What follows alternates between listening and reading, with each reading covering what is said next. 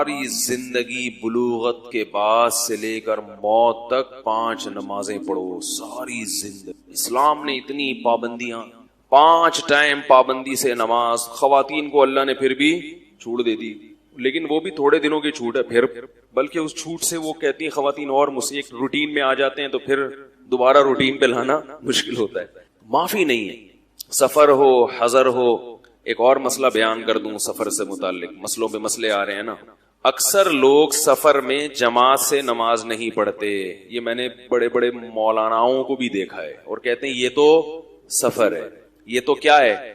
جب اللہ نے 4 کی 2 کر دی تو جماعت سے پڑھنا تو اور مشکل ہے. یہاں سے ادھر مسجد میں جاؤ, ادھر امام 4 پڑھا رہا ہے وہ بھی.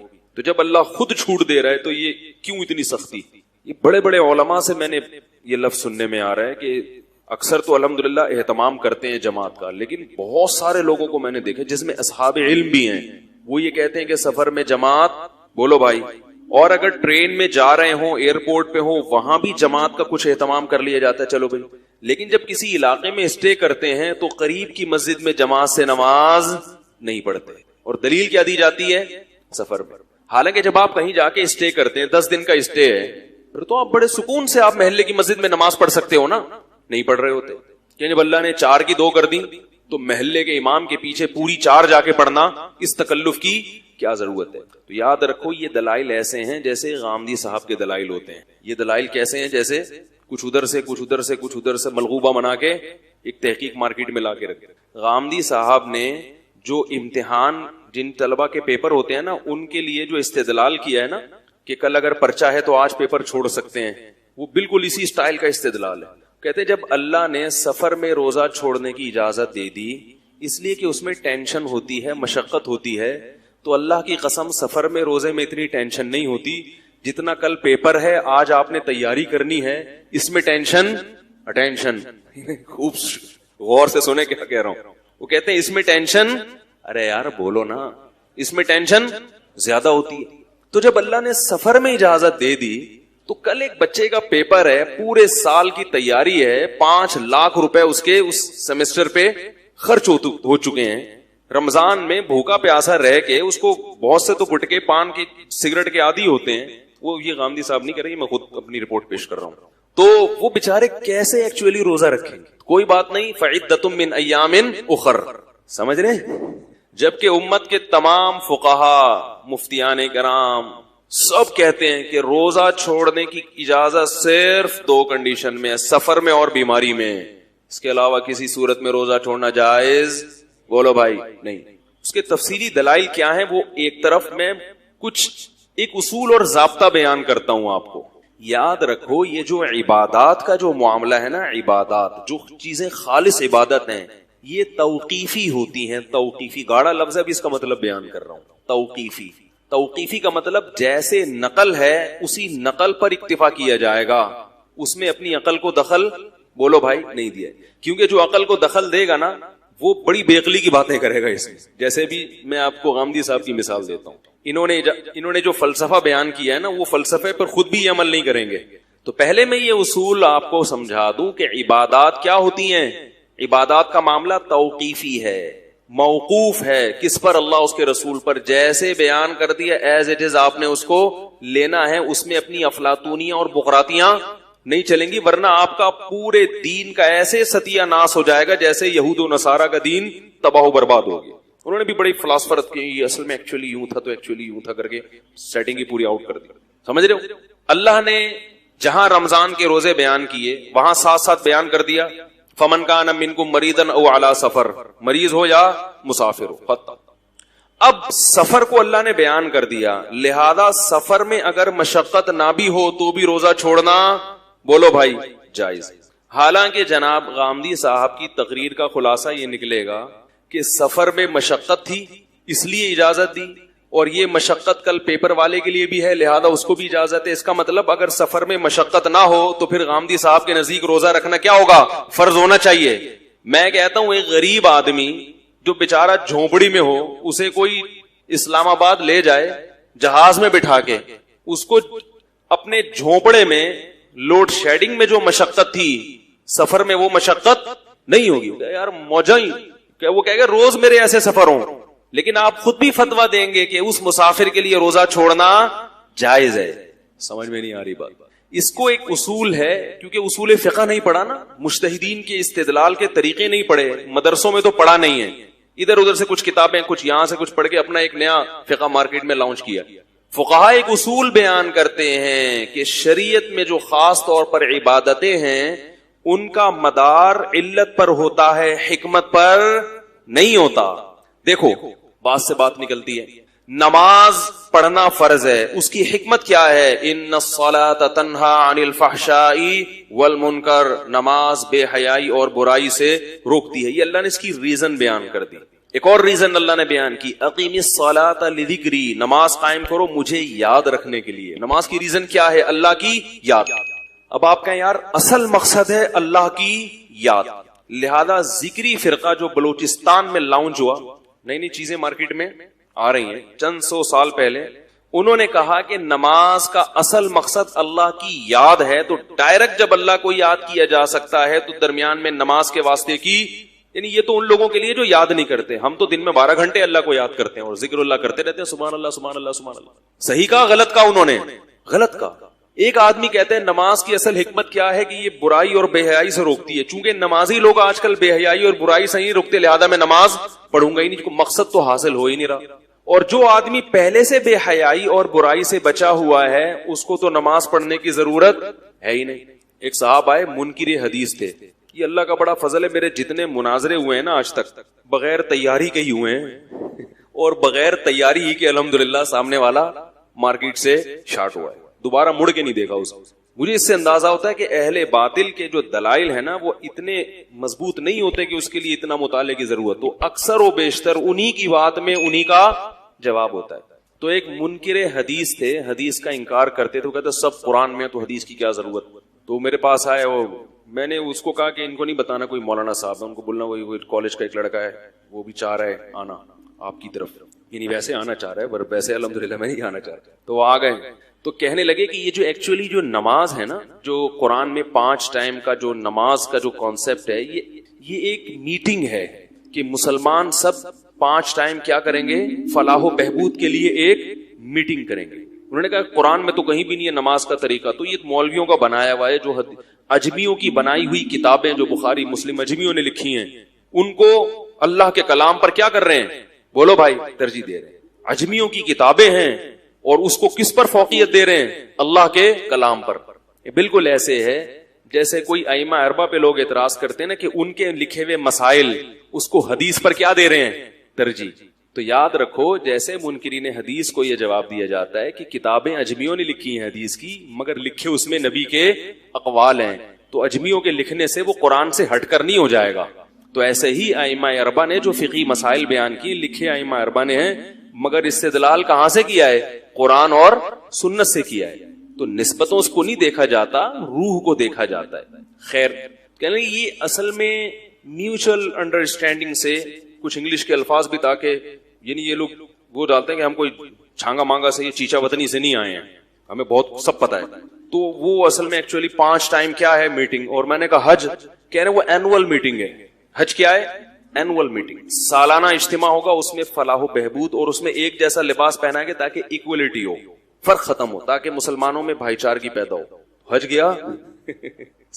میں نے ان سے ایک بات کہی, میں نے کہا اچھا یہ جو اللہ تعالیٰ نے کہا ہے 5 ٹائم میٹنگ کرو, ایک آفس کھول کے جو مسجد ہوگی, اور اس میں پھر مسلمانوں کی فلاح و بہبود کا سوچو, ریاست کو مضبوط کرنے کا سوچو, تو اس میں اللہ نے یہ کیوں کہا کہ وضو کرو ہے بھائی, میٹنگ کے لیے وضو کرنا. انہوں نے کہا اصل میں یہاں وضو کا مطلب ہے اپنے آپ کو ظاہری یعنی باطنی خباثتوں سے پاک کر کے جاؤ. باطنی خباثتوں سے یہ مناظرہ ہو رہے ہیں, اور میں پریشان تھا کہ بغیر تیاری کے یہ میں کیسے کروں گا. اللہ کا شکر ہے میں نے تیاری کر کے ٹائم ضائع نہیں کیا. اللہ کا بڑا فضل ہو گیا میں نے تیاری نہیں کی, ورنہ میرے کتنی محنت ضائع ہوتی ہے اس میں. انہوں نے کہا یہ اصل میں کیا ہے کہ اپنے آپ, اور وہ طارق روڈ پر بیٹھتے ہیں, ان کا آفس ہے, بہت بڑے فنٹر ہیں. آپ سمجھ رہے ہو کہ ایسے لونڈا لپاڑا اٹھ کے آ گیا ہوگا, مفتی صاحب ایک فرضی قصہ سنا رہے ہیں, ایسا نہیں ہے. منکرین حدیث کا ایک بہت بڑا فنٹر ہے, طارق روڈ پر اس کا آفس ہے. طارق روڈ پہ آفس بھی کسی چھوٹے آدمی کا نہیں ہو سکتا. طارق روڈ پہ آفس کرائے پر آپ لو تو پتہ چل جائے گا آپ کو. بہت بڑی فلم تھی, کیونکہ پرانا واقعہ مجھے نام یاد نہیں ہے ورنہ میں نام بھی بتا دیتا. تو وہ کلین شیف تھے, حلیہ بتا دیتا ہوں آپ. اچھا ان کے ساتھ کچھ عربی جبے میں بھی 5-6 لڑکے بھی تھے جو عربی بہترین جانتے تھے. وہ بھرم کے لیے نا, تو وہ عربی بڑی اچھی بول چال تھی. یہ جو مجھ سے بات کر رہے تھے ان کی انگلش اچھی تھی, عربی نہیں تھی. وہ جو اپنے ساتھ 3-4 لڑکے لائے تھے جو ان کا لباس بھی وہ عربوں والا انہوں نے وہ پہنا ہوا تاکہ تھوڑا سا لک کس کا ہے, مکہ مدینہ کا لک آئے اس میں. ہم سادہ کپڑوں میں وہ جو چائنیز ٹوپی ہوتی ہے, یہ چائنا ٹوپی نہیں ہوتی ہے جو آپ نے پہنی ہوئی, ہمارے حضرت اس کو ٹیشو پیپر کہتے تھے. اچھا خیر, تو کہہ رہے ایکچولی اصل مقصد یہ ہے کہ ہم اپنے آپ کو اندر سے بغض, حسد, کینہ, کیونکہ جب فلاح و بہبود کے لیے جو میٹنگ ہوگی, اگر آپ کے دل میں بغض, حسد, کینہ, دنیا کی محبت ہوگی تو وہ میٹنگ کامیاب آپ اپنے مفاد میں دیکھو گے, قوم کے مفاد نہیں. تو وضو کا یہ مطلب ہے, ایبولیشن کا مطلب کیا ہے, اندر سے پاک. میں نے کہا یار اللہ کہہ رہے ہیں کہ فاغسلوا وجوہکم یا ایھا الذین آمنوا اذا قمتم الی الصلاۃ, جب تم نماز کے لیے کھڑے ہو, فاغسلوا ایدیکم الی المرافق, اپنے بازوؤں کو کوہنیوں تک دھو. میں نے کہا یہ جو اندر سے اپنی طہارت ہے یہ کوہنیوں تک کیوں ہو رہی ہے؟ حسد سے کوہنیوں تک اپنے آپ کو پاک کریں ہم. اور رجلین کے بارے میں اللہ کہہ رہے ہیں الی الکعبین, ٹخنوں تک پاؤں کو دھو. تو اے اللہ جب پاؤں کو حسد اور کینہ سے پاک کرنا ہے تو ٹخنوں کی تکلف کی کیا ضرورت ہے؟ گھٹنوں تک ہونا چاہیے. وہ تو کیا خیال ہے, پورا جسم ہونا چاہیے. تو وہ تھوڑے سے نا بوکھلا گئے. میں نے کہا یہ جو اللہ کہہ رہے ہیں کہ چہرہ دھو, چلو چہرے کی تو آپ کہہ سکتے ہو کہ چہرے کا یہ مطلب ہے, مطلب تو کچھ بھی نکالا جا سکتا ہے نا کسی کا. پھر آپ کہہ رہے ہو کہ جو کوہنیاں دو, کوہنیوں کا کیا مطلب ہے؟ کوہنیوں کا مطلب دل کو, تو اگر اللہ کہتے نا دل دھو کے آؤ, ہم کہتے بھائی دل کو پاک صاف کرو. کیسے بیچارے سینس لیس لوگ ہیں. پھر وہ انہوں نے فوراً ٹاپک چینج کر دیا اور کہنے لگے بخاری پر یہ اعتراض, مسلم پر اعتراض. میں نے ان سے ایک بات کہی, میں نے کہا بخاری مسلم پر جو اعتراض ہے اس پر تو ہم بعد میں بات کرتے ہیں. قرآن خود کہہ رہا ہے کہ نبی اللہ کی آیات کی تشریح نبی کریں گے, یعلمہم الکتاب. قرآن خود کہہ رہا ہے. اگر یہ بخاری مسلم غلط ہے تو پھر آپ صحیح کتاب حدیث کی بتا دو, میں اس کو فالو کرنا شروع کر دوں. کیونکہ قرآن کہہ رہا ہے قرآن کی تشریح کون کرے گا؟ نبی. یہ تو خود قرآن کہہ رہا ہے, تو وہ نبی کی تشریح کہاں گئی؟ نہیں آ رہی میرا. اگر یہ بھی غلط ہے تو اس کے علاوہ تو ہمارے پاس کوئی تشریح ہے ہی نہیں. پھر اس کا مطلب معاذ اللہ قرآن نے غلط کہا نبی, اور یا قرآن نے یا اللہ نے نبی کی تشریح کی حفاظت ہی نہیں کی, تو پھر ہمارے پاس قرآن کی کوئی تشریح موجود ہے ہی نہیں. پھر تو یہ قرآن پر الزام لازم آتا ہے. اس کا مطلب یہ ہوا کہ آپ حدیث کا انکار کر کے ضمن میں اصل میں کس کا انکار کر رہے ہو؟ قرآن کا منکر بنا رہے ہو. تو خیر کہاں سے کہاں بات چلی جاتی ہے. کیا بات کر رہا تھا بھائی؟ رمضان کے روزوں, ہاں میں وہ بات کر رہا تھا کہ حکم کا مدار علت پر ہوتا ہے, حکمتوں پر بولو بھائی نہیں ہوتا. نماز کی حکمت بے حیائی سے روکتی ہے, مگر نماز فرض اس لیے نہیں ہے. فرض اس لیے کہ اقیموا الصلاۃ, قرآن کیا کہہ رہا ہے؟ نماز پڑھو, اس لیے فرض ہے. حکمت کیا ہے ایک الگ ٹاپک ہے. روزے کی حکمت کیا ہے؟ لعلکم تتقون, تاکہ تمہارے اندر تقوی پیدا ہو, یہ حکمت ہے. مدار حکمت پر نہیں ہے. تقوی نہ بھی پیدا ہو رمضان میں روزہ رکھنا پڑے گا. اگر ایک آدمی کہتا ہے رمضان کے روزے کا مجھے فائدہ نہیں ہے لہذا اگلے سال میں نہیں رکھوں گا, اور گنہگار ہوگا. کیوں؟ علت یہ ہے کتب علیکم الصیام, تم پر روزے فرض کیے گئے. اس میں حکمتیں ہیں کہ بھئی تقوی پیدا ہوتا ہے, للہیت پیدا ہوتی ہے, نفس پہ کنٹرول کرنے کی صلاحیت پیدا ہوتی ہے. یہ حکمت ہے. مدار حکمت پر نہیں ہے, مدار اس آیت پر ہے جس میں روزے کو فرض قرار دیا گیا. اب سمجھو کہ یہ جو اللہ نے کہا کہ سفر میں روزہ چھوڑ سکتے ہو, اس کی حکمت ہے کہ سفر میں مشکل ہوتی ہے. یہ حکمت ہے, علت نہیں ہے. علت وہ آیت ہے جس میں سفر میں روزہ چھوڑنے کی اجازت دے دی گئی. لہذا سفر میں مشقت ہوگی تو بھی روزہ چھوڑنا جائز, مشقت نہیں ہوگی تو بھی روزہ چھوڑنا جائز ہوگا. اور سفر کے علاوہ اگر مشقت نہیں ہو تو بھی روزہ رکھنا فرض ہے, مشقت ہو تو بھی روزہ رکھنا فرض ہے. ڈی ایس پی صاحب کو فون کریں بھائی, بہت دن ہو گئے, دھمکیاں نہیں دی ہیں نا, معاملہ خراب ہو. پنجاب میں ہوتا نا تو سمجھ جاتے تو تڑپ جاتے. سمجھ رہے ہو؟ تو اب آئی سمجھ میں بات. اللہ نے مرض میں اجازت دی, اور یہی وجہ ہے کہ مرض اگر بڑھنے کا اندیشہ ہو تو روزہ چھوڑنا جائز ہے, چاہے مرض چھوٹا ہو یا زیادہ. لہذا اللہ نے کہیں بھی نہیں قرآن میں کہا کہ کل اگر پیپر ہے تو روزہ چھوڑ دو, کیونکہ اگر اس پر مدار رکھا جاتا ہے نا حقیقی مشقت پر کہ واقعی اگر مشقت ہے تو روزہ چھوڑ دو, تو مسئلہ پھر بڑا گمبھیر ہو جاتا. کیوں؟ اس لیے کہ میں یہ کہتا کہ گرمیوں میں مجھے کیا ہوتی ہے, تکلیف ہوتی ہے. ایک آدمی کے لیے کل پیپر کی وجہ سے روزہ چھوڑا جا سکتا ہے, تو میرا پیپر نہیں بھی ہے, مجھے جون کا روزہ ویسے ہی سمجھ میں نہیں آتا میرے. یہ تو ایک عجیب بھیڑ چال بن جاتی. وہ رکھ رہا ہے، وہ نہیں رکھ رہا، وہ کہہ رہا ہے مجھے تکلیف ہے، وہ کہہ رہا ہے تکلیف نہیں ہے، وہ کہہ رہا ہے تکلیف نہیں ہے، تو پھر روزہ کا ثواب کیا؟ تو روزہ کو تو نام ہی مشقت کا ہے. کیا خیال ہے؟ تو اس لیے یہ جو نئے نئے حضرات آ رہے ہیں نا، پروفیسر حضرات، ان سے دین مت سیکھو میرے بھائی، دین علماء سے سیکھو جو صدیوں سے مدارس میں پڑھتے پڑھاتے آ رہے ہیں. اگر ان میں غلط ہے تو صحیح بھی انہی میں پیدا ہوں گے. اسی وجہ سے تمام فقہا کا اجماع ہے کہ کیسی ہی شدید مشقت ہو، اگر سفر نہیں ہے اور مرض نہیں ہے تو آپ کو روزہ رکھنا پڑے گا. یہاں تک کہ کوئلے کی کان میں کام کرنے والا مزدور جو 1 منٹ پیاس پانی کے بغیر گزارا نہیں کر سکتا، اس کو بھی روزہ رکھنا پڑے گا. نہیں آ رہی بات؟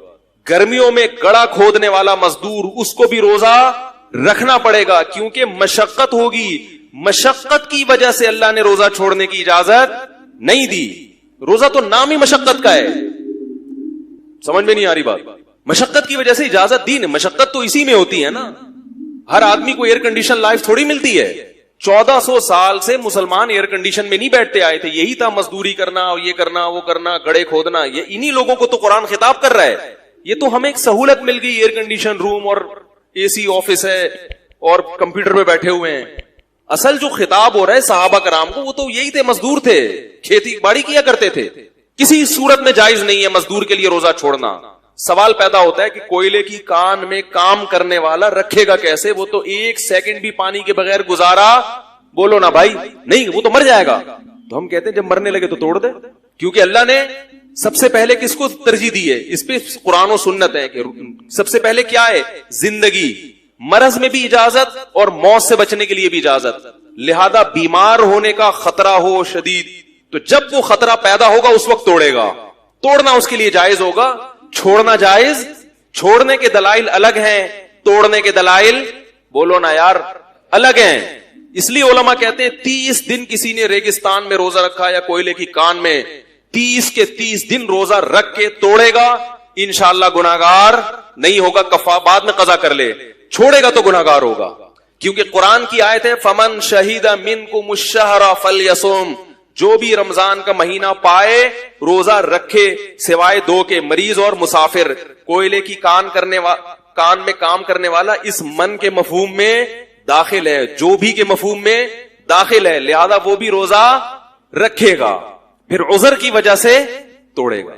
اب اگر کوئی کہ یار جب رکھ کے توڑنا ہی ہے تو ایسے رکھنے کی کیا ضرورت، تو یہ آپ کی اپنی رپورٹ ہے، آپ کی اپنی منطق ہے جو اللہ کے قانون میں نہیں چلے گی. اس کی مثال ایسے ہے کہ آپ کو غسل کے لیے پانی نہیں مل رہا، غسل کے لیے آپ کو پورا جسم ناپاک، آپ کا احتلام ہوا، جسم میں ناپاکی لگی، پانی نہیں مل رہا. اللہ کہتے ہیں مٹی پہ یوں ہاتھ مارو، یوں مارو، نماز پڑھو. آپ کہیں یار یہ جب پورا جسم لت پت ہے نجاست میں، یہ یوں کیا، یہ اس سے کیا پاک تھوڑی ہو جاؤں گا میں نہیں پڑھ رہا ہے، مجھے گندگی میں نہیں. قضا کرنے کا گناہ ہوگا کہ نہیں ہوگا؟ بھائی تم اپنی عقل کیوں لڑا رہے ہو؟ اللہ نے کہہ دیا کہ تم یوں کر لو تو میں اس کو. اور نیت کا فرق ہے. وضو کی نیت سے وہی کام کرو گے تو باوضو کہلاؤ گے، غسل کی نیت سے یہی 2 ضربے مارو گے تو یوں سمجھا جائے گا جیسے غسل کر کے آئے ہو. یہی وجہ ہے کہ فقہا نے لکھا ہے، اس لیے کہتا ہوں فقہا کو فالو کرو. خدا کی قسم ان جیسا دماغ کسی کے پاس نہیں ہے. لوگ پڑھتے نہیں ہیں. فیس بک پہ ایک بہت بڑے فنٹر ہیں، ان کے روز کوئی بڑی شائستہ اردو میں، جیسے مرزا غالب کے کوئی خاندان کے فردوں، بڑی شائستہ اردو میں نا کوئی نئی نئی چیز روزانہ مضمون لے کر آ رہے ہیں. میں ان کے جواب نہیں دیتا. وہ کہتے ہیں اصل میں یہ فقہا نے جب فقہ کو مرتب کیا تھا تو وہ بڑی گاڑی اردو ہے، مجھے وہ اتنی آتی بھی نہیں ہے. وہ اس کے ان جن پیرایوں میں اور جس سیاق و سباق میں تھا تو اس فقہ کو نئے سرے سے ریفائن کرنے کی ضرورت ہے تاکہ موجودہ زمانے کے مسائل پر وہ کیا ہو. جبکہ میں اس شخص کو ذاتی طور پر جانتا ہوں، جامعۃ الرشید کا بھاگا ہوا. فقہ اس نے پڑھی نہیں ہے، نہ فقہ کی کتابیں پڑھی ہیں، اور تبصرہ کر رہے ہیں کس پر کہ یہ فقہ پرانی ہو چکی ہے، نئے زمانے کے لیے الگ چاہیے. بھائی ایک چیز آپ نے پڑھی نہیں ہے، آپ بیٹھ کے کیسے تبصرہ کر رہے ہو؟ تو خیر اسی طرح یاد رکھو کہ یہ سفر میں نماز کا مسئلہ ہے. سفر میں جو اللہ نے 4 کی 2 کر دی، اس کا مدار مشقت پر نہیں ہے، اس کا مدار کس پر ہے؟ سفر پر. سفر میں ٹینشن ہو یا نہ ہو آپ کو 4 کی کتنی کرنی ہے؟ 2. بعض ائمہ کے نزدیک 2 واجب ہیں، جیسے حنفیہ کے نزدیک، اور بعض کے نزدیک 2 بھی جائز 4 بھی جائز. لیکن جو رخصت کا مدار ہے وہ سفر پر ہے. مشقت ایک حکمت ہے، جبکہ جماعت چھوڑنے کا جو مدار ہے وہ سفر پر نہیں ہے، وہ حقیقی مشقت پر ہے. اگر واقعتاً کوئی ٹینشن ہے, کوئی مشقت ہے, تو سفر ہو یا حضر کبھی کبھار جماعت چھوڑی جا سکتی ہے. جیسے کبھی بیمار ہے یا تھکا ہوا ہے بہت زیادہ, کبھی کبھار یہ بھوک لگ رہی ہے اور کھانا سامنے آ گیا, اب اس کو پتا ہے میں نماز پڑھنے جاؤں گا تو دل کہاں اٹکا رہے گا ادھر, تو یہ ایک حرج ہے, اس میں جماعت چھوڑ سکتے ہیں آپ, عادت نہ بنائی جائے. تو یہ کنڈیشن سفر میں ہوگی تو بھی چھوڑ سکتے ہیں, حضر میں ہوگی. سفر میں اگر آپ کو تھکاوٹ ہے, آپ کو ڈر ہے ٹرین نکل جائے گی, چھوڑ سکتے ہیں مسجد کی جماعت, اپنی تو کرانی پڑے گی. یا یہ کہ میں تھک چکا ہوں, نیند میری پوری نہیں ہوئی ہے سفر کی وجہ سے, تو نیند حضر کی ہو یا سفر کی ہو, ایک عذر ہے, بیمار ہونے کا خطرہ ہوتا ہے, اسٹے کریں گے جا کے کہیں قیام کیا, بھائی 10 دن مری کے کسی ہوٹل میں ٹھہر گئے آپ جا کے, اب آپ کو مشقت نہیں ہے, اب آپ پر لازم ہے کہ قریب کی مسجد میں اچھے بچوں کی طرح جیسے باقی لوگ نماز پڑھتے ہیں, آپ بھی وہاں جا کے اچھے بچوں کی طرح فجر کی بھی, ظہر کی بھی, عصر کی بھی, مغرب کی بھی, عشاء کی نماز پڑھیں وہاں جا کے.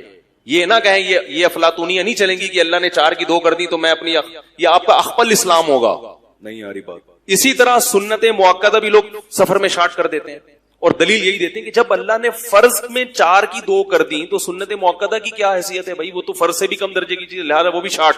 تو یاد رکھو سنت موقدہ کا مدار بھی مشقت حقیقیہ پر ہے, مشقت حکمیہ پر. تھوڑی ٹرم اس لیے استعمال کروں تاکہ علماء بھی سمجھ سکیں. اگر واقعی ٹینشن ہے, کوئی پریشانی ہے, تو حالت مقام میں بھی سنتیں چھوڑی جا سکتی ہیں کبھی کبھار, سنت موقدہ. سفر میں بھی اگر تھکاوٹ ہے یا آپ کو بس کے نکلنے کا ڈر ہے, یا ٹائم بہت, جب بس میں جاؤ نا تو ودرے کا زرزر کوا وہ ڈرائیور چیختا رہتا ہے, تو ہم جب کبھی بس سے سفر کرتے ہیں تو میں سنت موقدہ نہیں پڑھتا بھائی, ظہر کے 2 پڑھو, اور کیونکہ واش روم, کھانا, نماز تینوں چیزیں ہیں, اور ڈرائیور وہ زرزر کوا وہ فوراً پیچھے سے ندائیں لگانا, کیونکہ اس میں اگر سنتیں پڑھیں گے بھی تو وہ دل نہیں لگتا اس میں.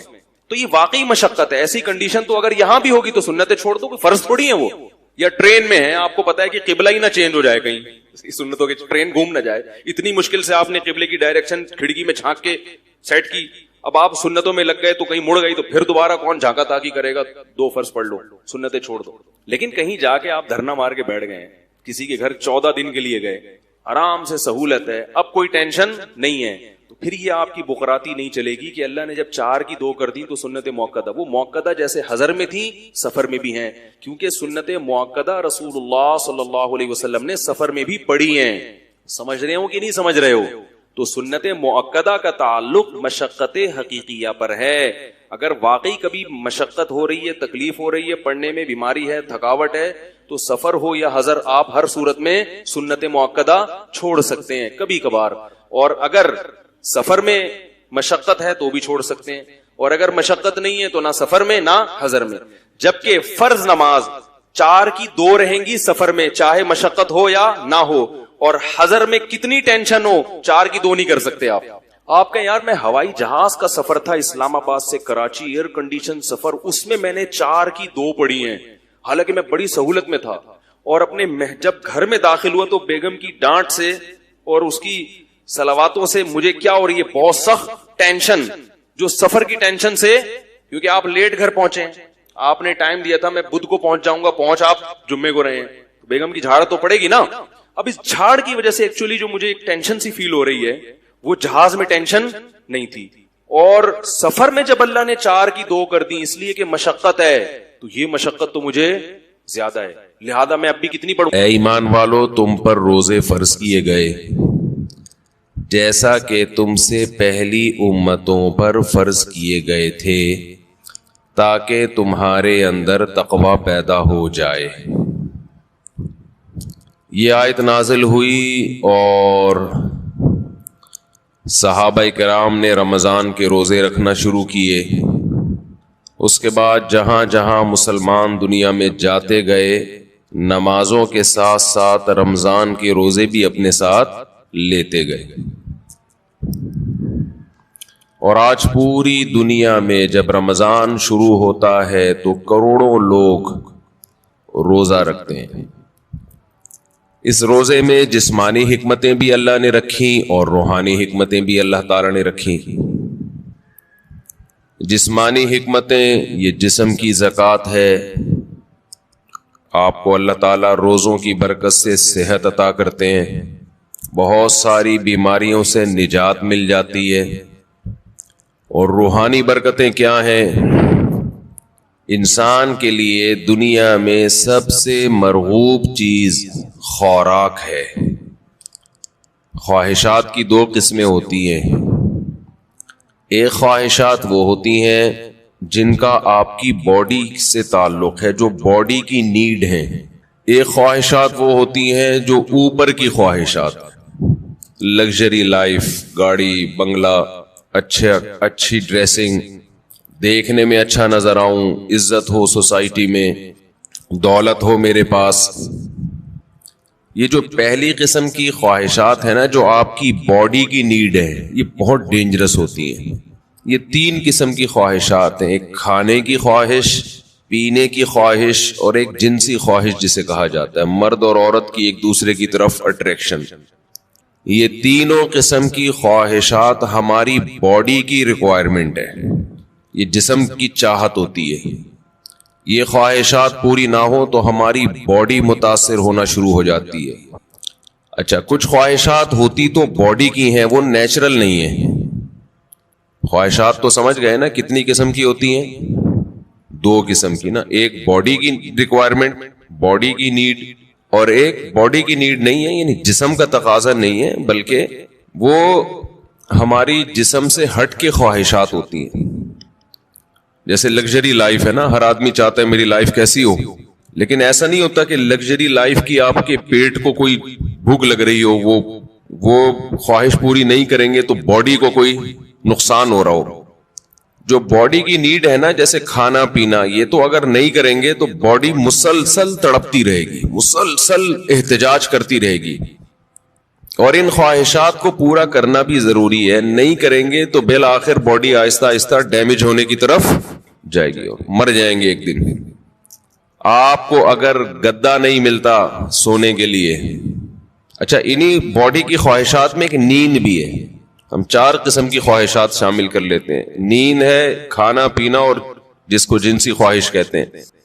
یہ اتنی ڈینجرس ہوتی ہیں، جیسے نیند کی خواہش کو آپ دیکھ لو، اب گدے پہ سونا یہ باڈی کی نیڈ نہیں ہے، یہ کیا ہے، ایک لگژری لائف انسان گزارنا چاہتا ہے، اس کا تقاضا ہے کہ میرا گھر اچھا ہو، ایئر کنڈیشن روم ہو، اور ٹائلیں لگی ہوئی ہوں، اور فانوس لگے ہوئے ہوں۔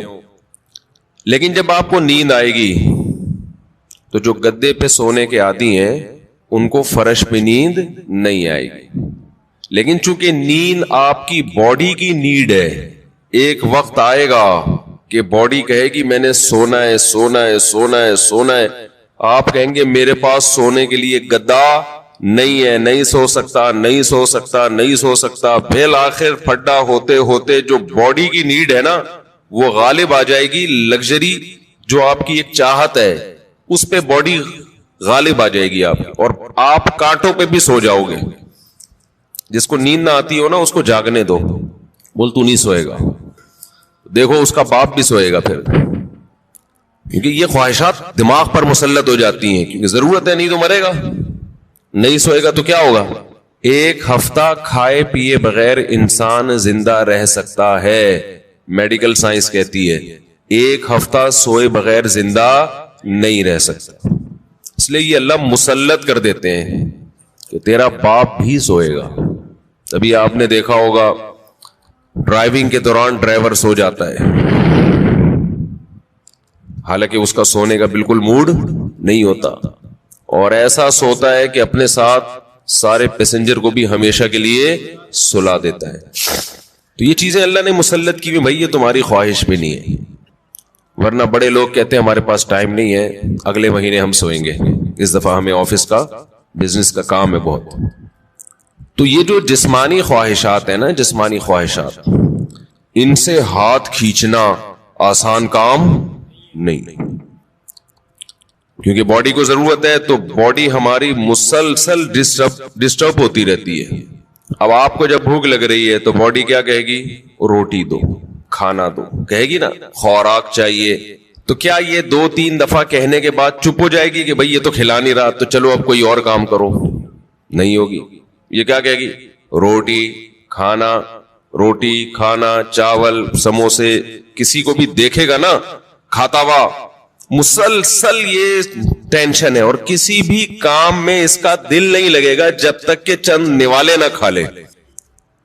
پیاس بھی ایسی چیز ہے, جب آپ کو پانی کی خواہش ہوتی ہے تو باڈی مسلسل پانی مانگتی رہتی ہے, آپ کا دل ہی نہیں لگے گا کسی کام میں, دل جمعی سے کام نہیں کر پاؤ گے آپ, مسلسل پانی باڈی کو ضرورت ہے. اور یاد رکھو جب ضرورت ہو باڈی خود بتاتی ہے, اس کے لیے ڈاکٹروں سے مشورہ نہیں لیا کرو کہ پہلے کتنے گلاس پانی پیا کرو. یہ چیزیں اللہ نے انسان کی باڈی میں انسٹال کر دی ہیں, اس میں میڈیکل سائنس کو زیادہ فری مت کرایا کرو. کھا بھی لیں پی بھی رہے ہیں, ڈاکٹر صاحب سے پوچھیں کتنے گلاس پیوں. تو جو بات ہے میں اس کی طرف آتا ہوں. تو جو سگریٹ ہے اور یہ سب چیزیں تو انسان خود عادی بنا لیتا ہے نا, تو یہ میرا آج کا ٹاپک نہیں ہے. یہ تو اپنے ہاتھوں اپنے آپ کو آپ جہنم کی آگ میں ڈال رہے ہو, ایک عذاب میں ڈال دیا آپ نے اپنے آپ. اچھا ایک بات خوب سمجھ لو, بات چل نکلی ہے. یہ جو سگریٹ والے, گٹکے والے اور بہت زیادہ جو کافی پیتے ہیں, چائے پیتے ہیں, بہت زیادہ کیفین کی لت پڑ گئی ہے ان کو, یہ لوگ اکثر ایک بات یہ کہتے ہیں کہ اس سے ذہن فریش ہو جاتا ہے. یہ خوب سمجھ لو, کوئی بھی نشے کی چیز, نشے سے میری مراد یہ نہیں ہے جو شراب کا نشہ ہوتا ہے, نشے سے مراد جس کی بھی لت پڑ جائے. تو جو کیفین ہے, کافی, جو نیکوٹین ہے, ان میں یہ ذہن میں رکھو کہ جتنی کوانٹٹی آپ لے رہے ہو نا فریش ہونے کے لیے, تھوڑے دن میں اس کے عادی ہو جاتے ہو, سمجھتے ہو, پھر آپ کو اس کی مقدار بڑھانی پڑتی ہے. جبکہ روٹی اور پانی میں ایسا نہیں ہے. جتنی روٹی سے پیٹ بھر رہا ہے نا, اگر خام خام میں زبردستی زیادہ ٹھوس کی عادت نہیں بناؤ گے تو مزید کی عادت نہیں پڑتی, بلکہ کم کی عادت پہ لاؤ گے تو کم, زیادہ پہ لاؤ گے تو زیادہ. جبکہ یہ جتنی چیزیں جو نیچرل نہیں ہے, جو ہماری باڈی کی نیڈ نہیں ہے, ان کو جب آپ لوگے تو جتنے کپ میں آج فریش ہو رہے ہو نا, کل اس سے تعداد بڑھانی پڑے گی. شرابی کو دیکھ لو نا, شروع میں ایک گھونٹ میں بہگ جاتا ہے اور بڑا مزہ آتا ہے اس کو, اس کے بعد پورے کریٹ کے کریٹ پی جاتا ہے, لیکن اس کو وہ نشہ نہیں آتا جو پہلے دن ایک گھونٹ میں آیا تھا اس کو. تو یہ خود ایک عذاب ہے کہ آپ سمجھ رہے ہو فریش ہو رہا ہوں, بھائی آپ فریش نہیں ہو رہے, اس سے آپ کا دماغ تازہ نہیں ہو رہا, دماغ کو اس کی عادت پڑ رہی ہے, اب اس کو مزید چاہیے. تو بالآخر ایک نہ ایک وقت جا کے بریک لگانی پڑتی ہے آپ کو. تو پہلے ہی نہیں لگا لو, اچھا ہے, کیا خیال ہے, شروع میں ہی چھوڑ دو ان چیزوں کو یار. تو یہ جو ہماری باڈی کی نیڈ ہے نا, کھانا پینا اور یہ جو خواہشات ہیں, جو یہ ان کا برداشت کرنا یہ بہت مشکل ہے. اور رمضان میں اللہ انہی 3 چیزوں پہ پابندی لگا دیتے ہیں.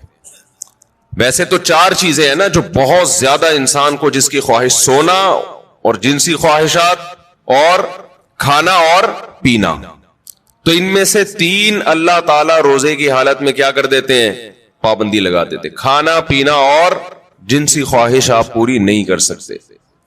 سونے پر اللہ پابندی نہیں لگاتے, یہ اللہ کی رحمت ہے. اللہ چاہتے تو رمضان میں سونے پر بھی پابندی لگا دیتے, لیکن ما جعل علیکم فی الدین من حرج, قرآن کہتا ہے ہم نے دین میں تنگی نہیں رکھی. ایسا دین بنایا جو ہر دور میں ہر انسان کے لیے سوٹیبل ہو, اس کے لیے اس پر عمل کرنا ممکن. نیند کا سیٹ اپ, اس میں زیادہ پریشانی ہو جاتی اور عین ممکن ہے صحت کو نقصان ہونا بھی شروع ہو جاتا.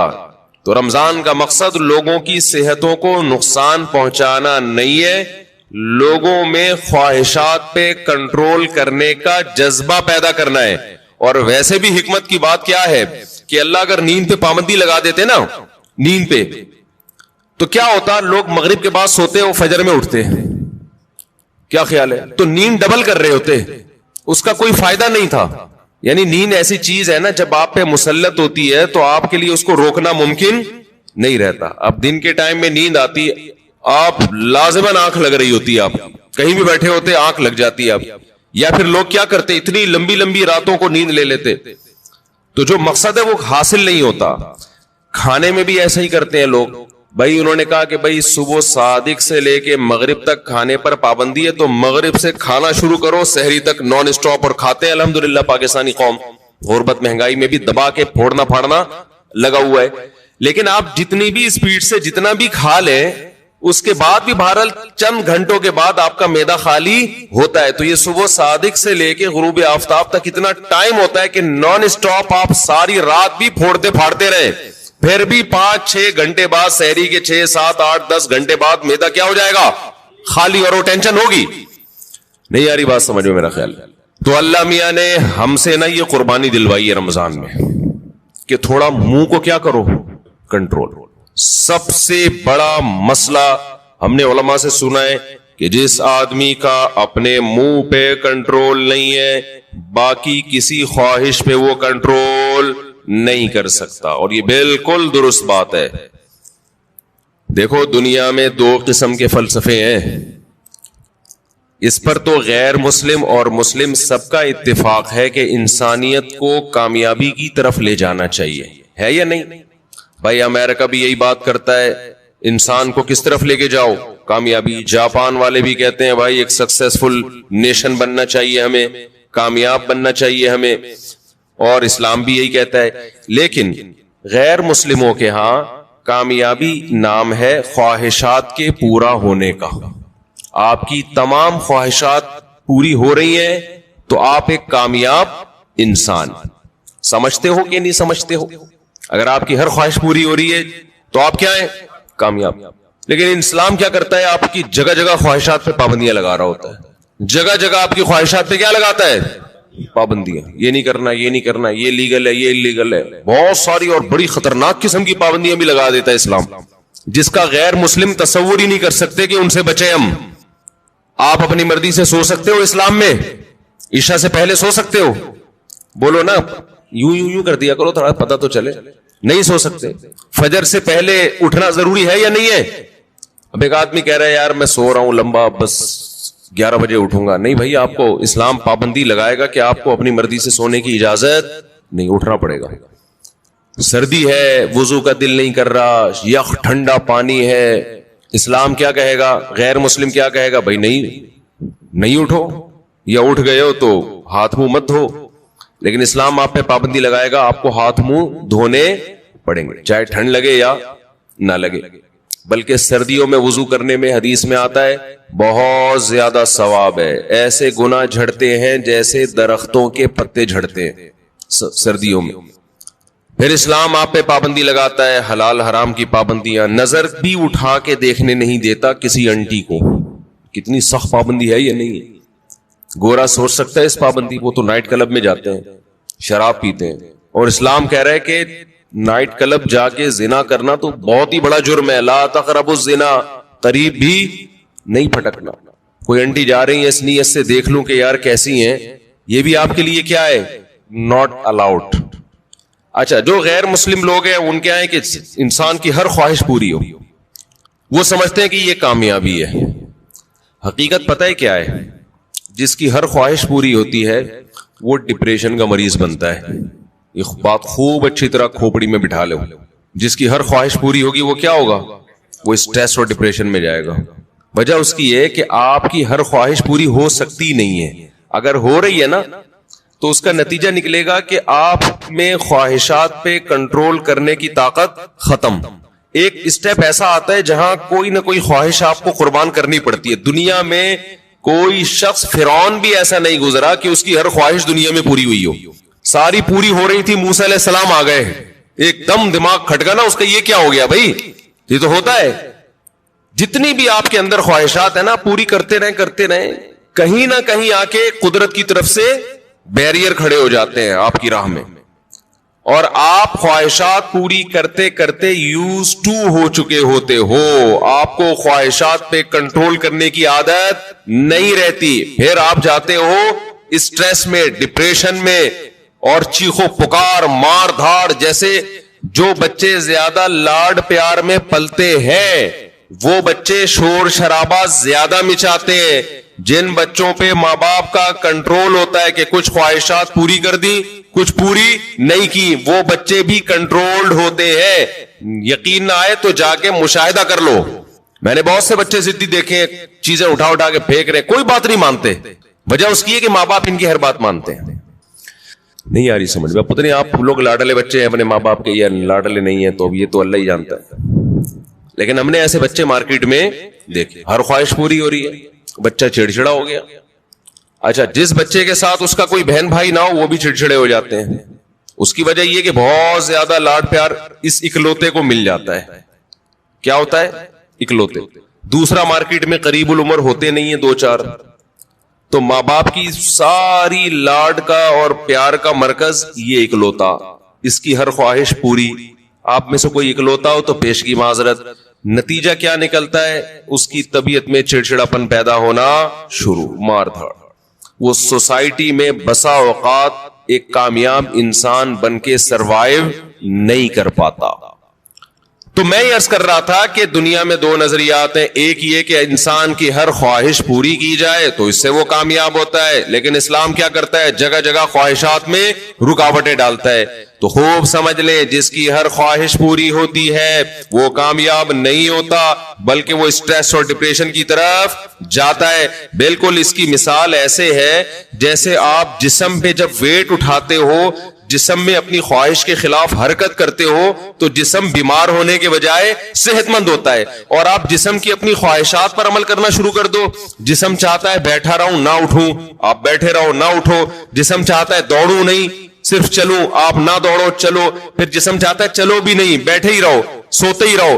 تو اس سے جسم کو کیا طاقت اور انرجی جمع ہو کے خوشحال زندگی ملے گی, یا جسم کا بیڑا غرق ہو جائے گا؟ تو ایسے ہی یاد رکھو, انسان کی روح اس وقت خوش ہوتی ہے جب روح پہ بوجھ ڈالا جائے, روح باڈی بلڈنگ کرے, روح جاگنگ کرے, روح ویٹ اٹھائے. اور یہ ٹینشنوں کے ویٹ ہے جو روح اٹھاتی ہے. اگر یہ روح کی آپ ہر خواہش پوری کرنا شروع کر دیں گے تو جیسے باڈی کی ہر خواہش پوری کرنے سے باڈی کا بیڑا غرق, تو اسی طرح روح کی ہر خواہش پوری کرنے سے روح کا بیڑا غرق ہو جاتا ہے. سمجھ میں نہیں آ رہی میرا خیال ہے بات؟ تو اپنی خواہشات کے خلاف چلنا سیکھیں. ہاں, ہر خواہش کی مخالفت نہیں. جیسے آپ نے باڈی, جب جو لوگ جم جاتے ہیں ویٹ اٹھانے کا دل کرتا ہے کیا؟ نہیں کرتا نا, بس جسم پہ بوجھ ڈال کے اٹھا رہتے, تبھی اوں کی آوازیں بھی آ رہی ہوتی ہیں. اگر مزہ آ رہا ہوتا تو ویٹ اٹھاتے واہ واہ واہ ہنسی آ رہی ہوتی. ایسا تھوڑی ہے. تو اسی طرح یاد رکھیں, ہاں ویٹ حد سے زیادہ اٹھائے گا تو باڈی خراب ہو جائے گی. اسی طرح روح پہ جب بوجھ حد سے زیادہ پڑ جاتا ہے تو پھر روح خراب ہونا شروع ہوتی ہے. لیکن یہ اللہ کی رحمت ہے کہ اس نے ہماری روح پہ حد سے زیادہ بوجھ ڈالا ہی نہیں ہے.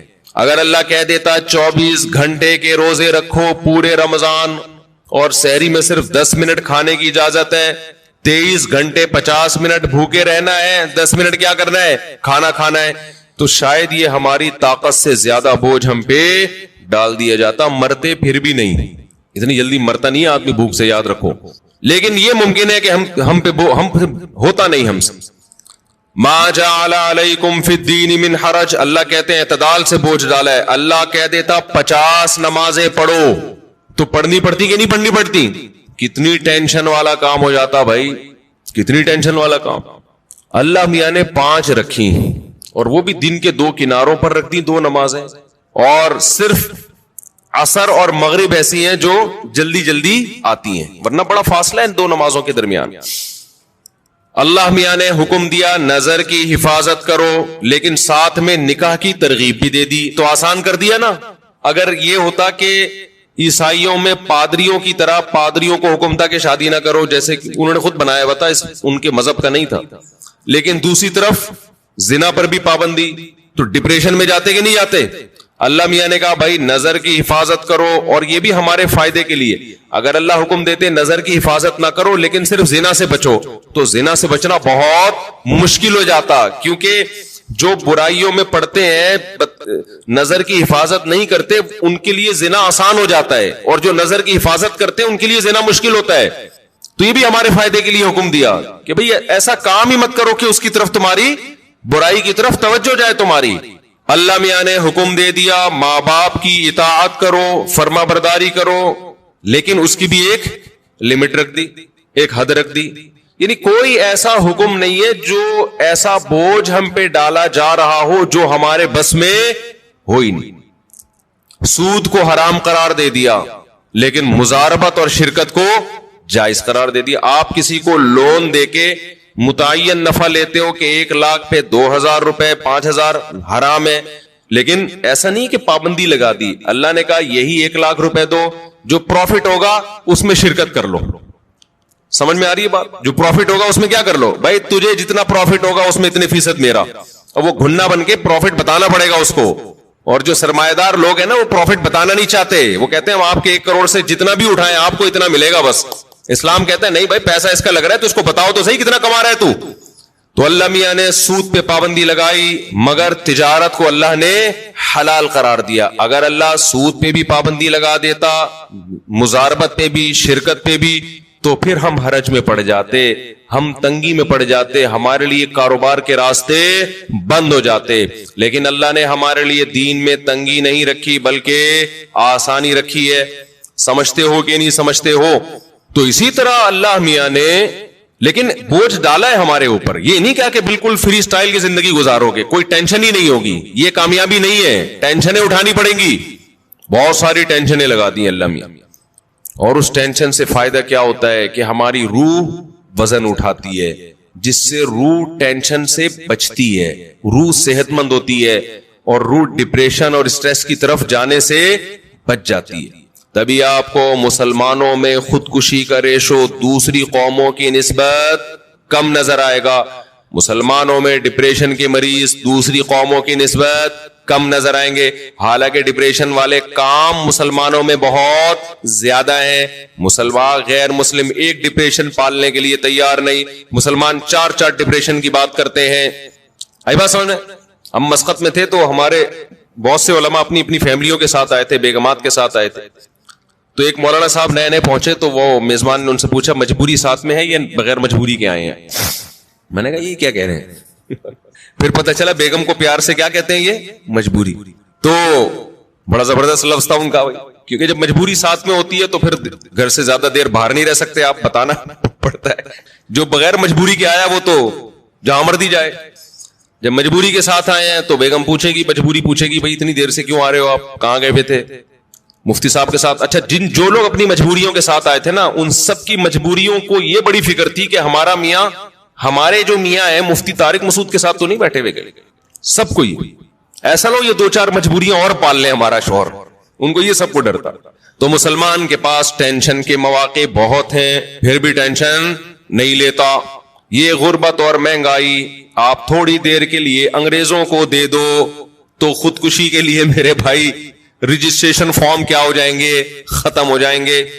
ہمارے والے حکمران 1 ہفتے کے لیے ان کو ادھار دے دو, آپ سچی مچی کے تو نہیں لیں گے, صرف ادھار دے دو آپ ان کو کہ 1 ہفتے بعد واپس لے لیں گے. 1 ہفتے میں ایسا بیڑا غرق ہو جائے گا, کوئی کھمبا ان کا بجلی کا باقی نہیں بچا ہوگا. ان کے یہاں تو کھمبے ہوتے نہیں, انڈر گراؤنڈ ہی ہوتا ہے سب کچھ. یہ ہم ہیں, ٹھیک ہے نا. ڈالر کہاں سے کہاں پہنچ گیا, میں تو کبھی سوچتا ہوں تو تھوڑا ڈپریشن شروع ہو جاتی ہے, پھر میں سوچتا ہی نہیں کہ مریں گے تو ویسے ہی سب کیا ہو جائے گا, ختم. ہمارے تو اصل آخرت ہے نا. جو دیکھو دال پانی اللہ نے جو موٹی موٹی ضرورتیں وہ تو اللہ ویسے ہی پورے. اور پاکستان کا تو حال ایسا ہے کہ بچپن سے سنتے آ رہے ہیں کہ بینک کرپٹ ہونے جا رہا ہے. تو اپنے اوپر بوجھ ڈالو گے تو اللہ خوشیاں دے گا. وہ بوجھ کیا ہے؟ نماز کا بوجھ ڈالو, رشتہ داروں کے حقوق ادا کرنے کا بوجھ ڈالو, ذمہ داری اٹھاؤ گھر کی, بھائی میری ذمہ ان کو کھلانا. غریبوں کا بوجھ ڈالو اپنے اوپر, غربا اور مساکین کا پیٹ بھرنا کس کی ذمہ داری ہے؟ میری. ہر آدمی کیا سوچے کس کی ذمہ داری ہے؟ میری ذمہ داری ہے. روح پہ جتنا بوجھ ڈالیں گے. روزہ رکھنا یہ کس کی ذمہ داری ہے؟ یہ میری, مجھے رکھنا پڑے گا. ہم بچپن میں دیکھتے تھے, تصور نہیں تھا روزہ چھوڑنے کا. اب لوگ کیا کر رہے ہیں, اللہ کی خاطر چند گھنٹے بھوک اور پیاس برداشت نہیں ہو رہی. تم یہ دیکھو حکم کس کا ہے, کتنے بڑے بادشاہ نے جو تمہیں پورے سال کھلاتا ہے. ہمارے لبرل لوگ نا اپنے آپ کو کافر پہ قیاس کرتے ہیں, یار انہوں نے مذہب سے بغاوت کر کے اتنی ترقی کر لی تو ہمیں رمضان کے روزوں کی کیا ضرورت ہے؟ بھائی انہوں نے مذہب سے بغاوت کے ساتھ خدا سے بھی بغاوت کی ہے, یہ ذہن میں رکھو. خدا اپنے باغیوں کو معاف نہیں کرتا, یہ تو دارالامتحان ہے. لا یغررک تقلب الذین کفروا فی البلاد. قرآن کہتا ہے جو اللہ کے نافرمان ہیں ان کی زمین میں عیش و عشرت دیکھ کر تم کبھی بھی متاثر مت ہو, یہ تمہیں دھوکے میں نہ ڈال دے. متاع قلیل, یہ دنیا کے چند دنوں کے چند ٹکے ہیں, یہ کچھ بھی نہیں ہے. ثم مأواہم جہنم, اس کے بعد ان کا ٹھکانہ کیا ہے؟ جہنم کی آگ ہے. تو ابھی سے نیت کر لے رمضان میں انشاءاللہ بھرپور طریقے سے روزے رکھیں گے, ایک روزہ بھی ضائع نہیں کریں گے.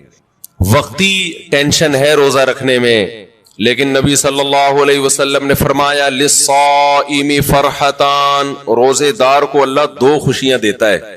ایک خوشی تو آخرت میں ملے گی جنت کی صورت میں, ایک خوشی افطار کے وقت. سارا دن آپ اپنے کھانے پینے پہ کنٹرول کرتے ہیں. دیکھو کھانے پینے پہ کنٹرول کرنے میں صرف یہ ٹینشن نہیں ہوتی بھوک اور پیاس کی, بڑی ٹینشن یہ ہوتی ہے کسی کام میں دل نہیں لگتا انسان کا. روزہ رکھے نا کوئی بھی کام تمیز سے ہوتا نہیں, عادت ہی نہیں ہے. جن لوگوں کو صبح ناشتے کی عادت ہے, ناشتہ کر کے آفس جاتے ہیں, بڑے فریش ہوتے ہیں, وہ ناشتہ کیے بغیر جا رہے ہوتے ہیں.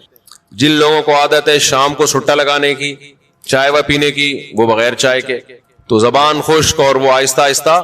باڈی کی تو ضرورت نہیں ہوتی اتنا کھانے پینے کی, لیکن عادت تو لائف کہتے ہیں نا بورنگ لائف ہو جاتی ہے, بور ہونا شروع ہو جاتے ہیں, کسی کام میں دل نہیں لگ رہا.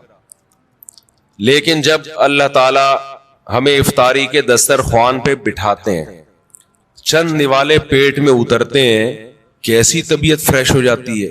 یہ عام دنوں میں طبیعت میں یہ لذت انسان محسوس نہیں کرتا.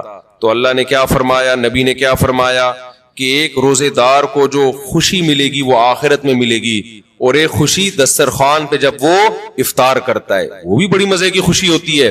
اور میں آپ سے ایک گزارش کرتا ہوں, اس کا مذہب سے براہ راست تعلق نہیں ہے, میڈیکل سائنس سے ہے, لیکن مذہب بھی صحت کو کی ترغیب دیتا ہے نا صحت بنانے کی. رمضان میں ایک کام آپ کر لیں, تھوڑا کھانے پینے پہ کیا کر لو میرے بھائی, کنٹرول کر لیں. ہوتا یہ ہے کہ صبح سحری سے لے کے رات تک مغرب تک جب ہم بھوکے پیاسے رہتے ہیں, ہماری باڈی کا فیٹ ختم ہونا شروع ہوتا ہے, باڈی نتھرنا شروع ہوتی ہے, جسم کی زکات نکلنا شروع ہوتی ہے, جسم فریش ہونا شروع ہوتا ہے.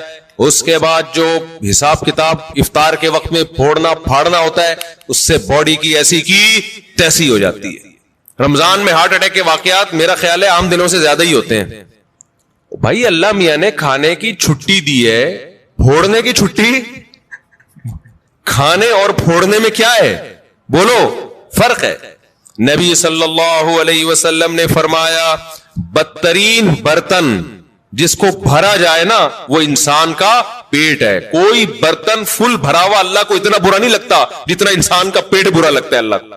میں نہیں کہہ رہا کہ حرام ہے زیادہ کھا لیں آپ, حلال حرام کی بات نہیں ہے, ناپسندیدہ شریعت کی نظر میں بہرحال ہے, حرام نہیں ہے. اب آپ کہیں گے بھوکے پیاسے بھی کھانے بھی نہیں دے رہے اللہ میاں, ابھی بھی پابندیاں لگا رہے. اللہ پابندی نہیں لگا رہا, لگا کھا لو, پھوڑ دو, جتنا پھوڑنا پھوڑ دو, پڑے ہوئے خود ہی ہو گئے نا, پھوڑ دو. حرام نہیں ہے لیکن پسندیدہ کام نہیں ہے. تو رمضان میں آپ اپنے آپ کو عادی بنا سکتے ہیں کم کھانے کا, اچھا کھانے کا. میں بھی سموسے پھوڑتا ہوں, پکوڑے پھوڑتا ہوں, لہذا میں آپ کو یہ کہوں کہ سموسے نہ کھائیں, پکوڑے نہ کھائیں, یہ غلط ہو جائے گا. جب میں کھانے لگوں گا میرے گھر والے میرا ہی بیان چلا دیں گے کہ آپ خود لوگوں کو بول رہے ہو کہ سموسے مت کھاؤ اور خود کیا کر رہے ہو, کھا رہے ہو. لہذا میں ایسی بات کیوں کروں جو میں خود نہیں کر رہا. لیکن ہم سب مل کے عزم کر لیتے ہیں آپس میں کہ تھوڑا کیا کریں گے, کنٹرول. میں بھی کوشش کروں گا. اب گھر والے کہیں گے بیان دیکھو, میں کہا میں نے کوشش کا وعدہ کیا تھا, تو کوشش ہی تو ہو رہی ہے کہ میرا ہی بیان مجھے ہی سنایا جا رہا ہے. کوشش کی جا سکتی. سموسے بھی کھا لیں اعتدال سے. میں نے بہت دیکھا ہے لوگوں کو افطاری میں بہت زیادہ پھوڑتے ہیں, مسائل کھڑے ہو جائیں گے آپ کے لیے. شربت پہ شربت پیے جا رہے ہیں, چینی کے نا پیے جا رہے ہیں, کولڈ ڈرنک پہ کولڈ ڈرنک پیے جا رہے ہیں. اچھا کمال کی بات یہ کہ افطاری میں طبیعت سے پھوڑتے ہیں, پھر نماز کے بعد آ کے کھانا کھاتے ہیں. یہ آج تک کم از کم میری کھوپڑی میں یہ چیز نہیں آئی کہ کھانا کیسے کھا رہے ہو یار. یا تو ایک کھجور سے روزہ افطار کیا ہوتا ہے, نماز پڑھ کے آگے کھانا کھاتے. یہ بہت جگہ ہم نے دیکھا ہے, افطار پارٹیوں میں بھی ہوتا ہے. پہلے افطار پارٹی میں کیک, پیسٹریاں, سموسے, پکوڑے اور چکن اور کیا کچھ ہوگا, وہ کھانے کے بعد چلو جی اب جماعت سے نماز پڑھے, اب کھانا لگا ہوا ہے.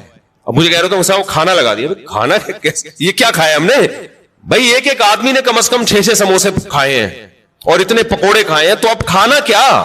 تو لوگ کہتے ہیں کھانا روٹی سالن کو کہا جاتا ہے اور چاول کو کہا جاتا ہے. یہ جو ہم نے کھایا ہے کھانے سے پہلے, جو نماز سے پہلے افطاری میں, یہ روٹی سالن نہیں تھا, یہ سموسے, پیسٹریاں, پکوڑے اور پتہ نہیں رول اور کیا کیا چیزیں آ رہی ہیں, یہ تو وہ تھا. پیٹ جو ہے نا, پیٹ, اس کو نہیں پتا کھانے کی ڈیفینیشن ہندوستان اور پاکستان میں کیا چل رہی ہے اس وقت. پیٹ یہ دیکھتا ہے کہ اوپر سے کوئی چیز آ رہی ہے, اس کو ہضم کرنا شروع کر دو, پیٹ اسی کو کھانا کہتا ہے. نہیں آئی بات میرا خیال ہے. ایک دفعہ ہمارا پشاور جانا ہوا تو ہمارے کچھ میزبان تھے, وہ ماشاءاللہ پٹھان لوگ تو ویسے ہی بڑے سخی ہوتے ہیں. انہوں نے کیا کیا, میرے لیے نا دیسی مرغیوں کی وہ لا کے رکھ دی, دیسی مرغیاں نا روسٹ, بڑی زبردست تھی وہ, رانے اس کی بھنی ہوئی, ہم نے پھوڑ دی. وہ ماشاءاللہ بڑے ہیوی کھانا تھا, تو میں نے اچھی طرح طبیعت سے کھا لیا, بڑا مزہ آیا. میں تو کہا ہو گیا کھانا بھائی, اتنی دیر میں اب کھانا آ رہا ہے. اب میں مجھ پہ نا, کیونکہ وہ پھر کھلاتے بھی زبردستی ہیں, مجھ پہ راشا تاری ہو گیا. میں نے کہا اللہ خیر کرے اب کیا ہوگا. انہوں نے کہا وہ سب کھانا. میں نے کہا بھائی ہمارے اندر تو طاقت نہیں ہے. انہوں نے کہا تمہارے باپ کو بھی کھانا پڑے. ان کا یہ الفاظ نہیں تھے, لیکن اسٹائل اسی قسم کا تھا. وہاں ایسا نہیں ہو سکتا کہ کھانا آئے اور آپ نہیں کھاؤ. پھر ہم نے کھایا, تھوڑا سا کھایا. تو افطاری میں کیا کر رہے ہوتے ہو بھائی, تو آپ بہترین آپ تجربہ کر کے دیکھ لو میرے مشورے پر. افطاری میں شربت نہ پیو آپ. میں آپ کو بتا رہا ہوں, آپ کا دماغ ایسا فریش ہو جائے گا نا, آپ کہو گے واہ مزہ آ گیا بھائی. اکثر آپ نے دیکھا ہوگا افطاری کرتے ہی لوگ ٹن ہو جاتے ہیں, دیکھا ہوگا نا. مغرب کے بعد گھر جاتے ہیں, بستر سے اٹھا ہی نہیں جاتا. پھر تراویح میں ایسے جھوم رہے ہوتے ہیں جیسے جن پر لگتا ہے کسی نے کوئی قبر سے مردہ اکھاڑ کے لا کے یہاں کھڑا کر دیا ہے. یہ حالت ہوتی ہے. آپ کو جو نیند آتی ہے نا, میٹھا کھانے سے آتی ہے, خوب سمجھ لیں, کارب لینے سے آتی ہے.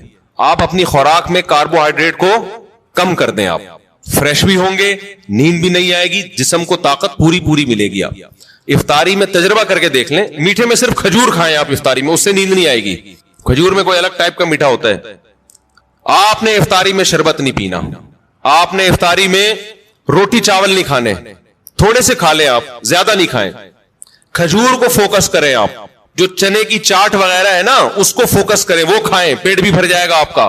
سفید چنا نہیں آتا اور کالا چنا, اس کی کوئی مزے کی چاٹ یا لوبیا کی چاٹ بنا کے وہ پھوڑ دیں آپ, پیٹ بھی بھرے گا آپ کا. لیمن پی لیں, لیمن, لیمو کا تھوڑا سا, بے شک تھوڑی بہت چینی ڈال, وہ بغیر وہ اس کے پیا نہیں جاتا, شہد ڈال دیں اس میں تو زیادہ اچھا ہے, وہ پی لیں آپ اپنے خرچے پہ. یہ سارے کام اپنے خرچے پہ کرنے ہیں, ایسا نہ ہو مجھے فون کر رہے ہو ہم نے آپ اتنا کچھ انتظام کر لیا ہے پیسے بھجوا دیں. تو کھجورے پھوڑ دیں آپ افطاری میں, اور چاٹ واٹ سے پیٹ بھر لیں آپ, یہ چنے کی چاٹ وغیرہ سے نا, دہی بڑے وغیرہ سے, اس سے پیٹ بھر لیں آپ. تو آپ کو نیند نہیں آئے گی, آپ فریش ہو جاؤ گے, طاقت بھی پوری ملے گی آپ کو. اور یہ جو افطاری کر کے ٹن سے گھوم رہے ہوتے ہیں نا, اور تراویح میں بھی ادھر ادھر جھوم رہے ہوتے ہیں, یہ کیفیت آپ کی نہیں ہوگی. تو اس رمضان میں کوشش کر لیں روٹی چاول تھوڑا کم کر دیں, میٹھی چیزیں تھوڑا کم کر دیں. ہاں میٹھے میں کھجور کھا لیں آپ, اس سے انشاءاللہ کچھ نہیں ہوگا بلکہ فائدہ ہی ہوگا. تو یہ تھوڑا سا اس دفعہ ہمارے مشورے پہ آپ کنٹرول کر کے دیکھیں, مزہ نہ آئے پیسے واپس. تو آپ کو لگے گا آپ کی نگاہیں روشن ہو گئی ہیں, دماغ فریش ہو گیا ہے, آپ کا حافظہ اور اچھا ہو گیا. میں نے تجربہ کیا, میں ہوائی باتیں نہیں کر رہا. روزہ رکھو اور روٹی چاول ذرا کم کھاؤ افطاری میں اور سحری میں بھی, آپ ایسا نتھرنا شروع ہو جاؤ گے, ایسی آنکھوں میں بینائی آپ کی تیز ہو جائے گی اور ایسی فریش ہو جاؤ گے کہ ہٹو بچوں ہو جائے گا بس.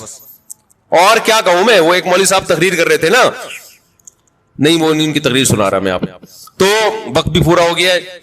تو یہ تھوڑا سا رمضان میں کیا کرنا ہے, تھوڑا سا میٹھے پہ تھوڑا سا کیا کر لو بھائی, کنٹرول کر لو. میٹھے پہ, روٹی چاول بھی میٹھی ہی چیزوں میں شمار ہوتا ہے اس کا, کیونکہ اس میں کارب بہت زیادہ ہے. تھوڑا سا کنٹرول کر لیں, دیکھو آپ کی صحت, کیونکہ رمضان کا تحفہ اللہ نے غیر مسلم کو نہیں دیا, کس کو دیا ہے, مسلمان کو. تو مسلمان اس کو صحت بنانے میں بہترین استعمال کر سکتا ہے, تو روحانی فائدے بھی ہوں گے اور جسمانی بھی. لیکن مسلمان صبح سے لے کے شام تک روزہ رکھ کے افطاری میں طبیعت سے پھوڑ پھاڑ کے